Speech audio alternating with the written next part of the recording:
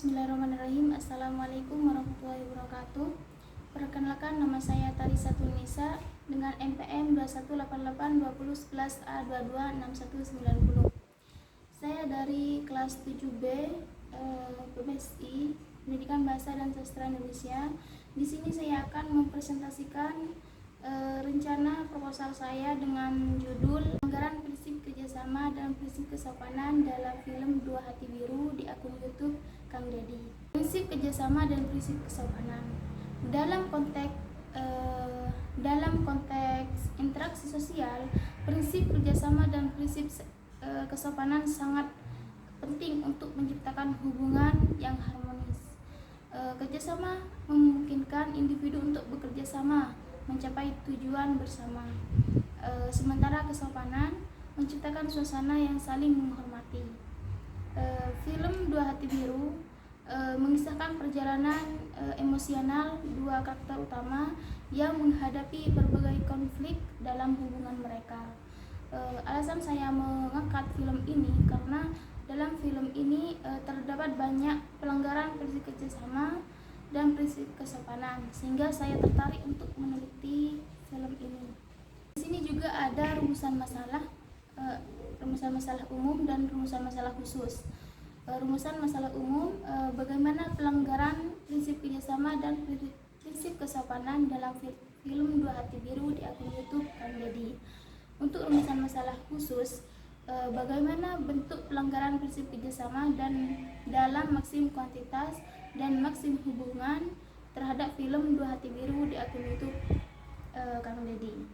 Untuk rumusan khusus yang kedua, bagaimana bentuk pelanggaran prinsip kerjasama dalam film Dua Hati Biru di akun YouTube Kang Dedi. Selain rumusan masalah, di sini ada tujuan penelitian.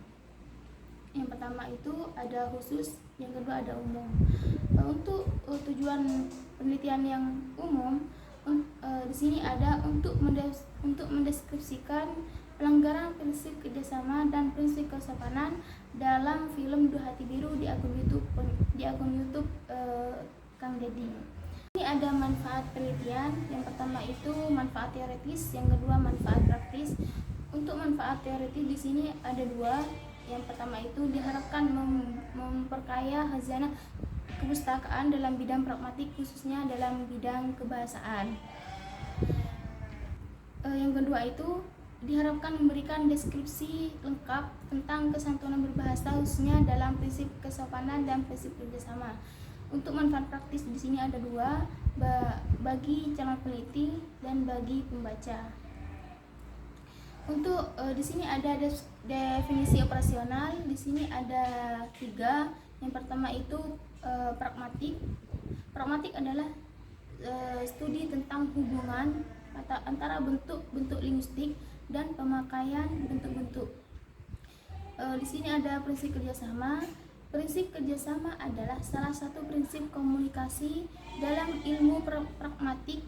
Prinsip ini menekankan adanya upaya kerjasama yang terjalin antara penutur dan mitra tutur dalam suatu komunikasi. Untuk prinsip kesopanan di sini, prinsip kesopanan adalah suatu pengaturan agar komunikasi dapat berjalan dengan lancar dan dapat berjalan dengan baik dan benar, agar penutur dan lawan bicara memperoleh kejelasan dalam menangkap informasi yang disampaikan kepada penutur, sehingga komunikasi dapat berjalan dengan lancar. Di sini ada film. Film adalah salah satu jenis media komunikasi massa yang mengandung peran sebagai medium untuk menyampaikan pesan dari orang. Ini ada metode penelitian. Yang pertama itu pendekatan dan jenis penelitian. Pendekatan dalam penelitian ini menggunakan pendekatan teori pragmatik. Untuk jenis penelitiannya itu deskriptif kualitatif. Menurut Meleong 2012 mengungkapkan kualitatif merupakan salah satu pendekatan yang bertujuan untuk mengetahui fenomena tentang apa yang diketahui oleh subjek penelitian dengan cara mendeskripsikan bentuk kata-kata dalam tuturan tersebut. Di sini ada kehadiran peneliti. Kehadiran peneliti merupakan instrumen dalam analisis kualitatif. Hal ini peneliti berperan sebagai pengamatan, melihat, mencatat tuturan yang terdapat dalam film Dua Hati Biru. Untuk selanjutnya itu data dan sumber data. Data dalam penelitian ini adalah tuturan yang memuat prinsip kerjasama dan prinsip kesopanan. Untuk sumber datanya itu film Dua Hati Biru di akun YouTube Kang Deddy. Di sini ada metode dan teknik pengumpulan data. Metode dalam penelitian ini menggunakan metode SIMA. Menurut Sudaryanto 2015 mengatakan bahwa metode SIMA adalah suatu metode yang digunakan dalam penelitian bahasa dengan menyimak menggunakan pada objek yang akan dikaji. Untuk teknik pengumpulan data, di sini peneliti menggunakan teknik catat, di mana menurut Sudaryanto teknik catat adalah teknik catat ditulis dalam kartu data kemudian dilakukan mengklasifikasikan data. Di sini ada pengecekan kehabasan data. Di sini menggunakan triangulasi sumber, metode, dan teori. Di sini ada juga metode dan teknik analisis data.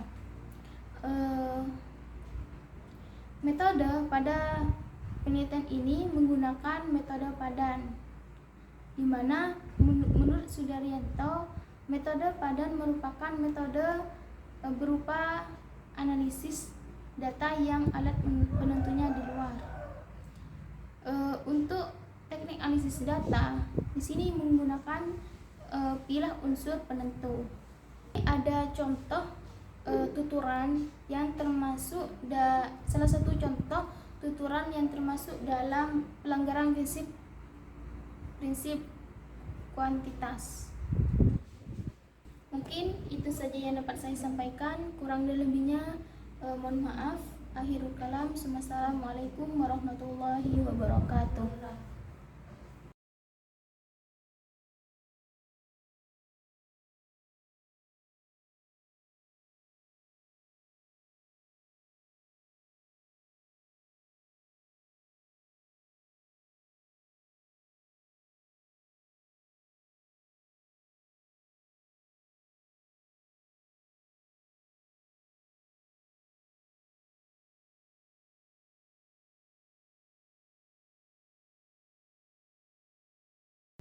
Ada Irfan Aziz dengan judul Prinsip Kerjasama dan Prinsip Kesopanan Tuturan Siswa kelas 3 antara teman di MI Islamiyah Sukapuro, Jabung, Malang, perspektif analisis pragmatik.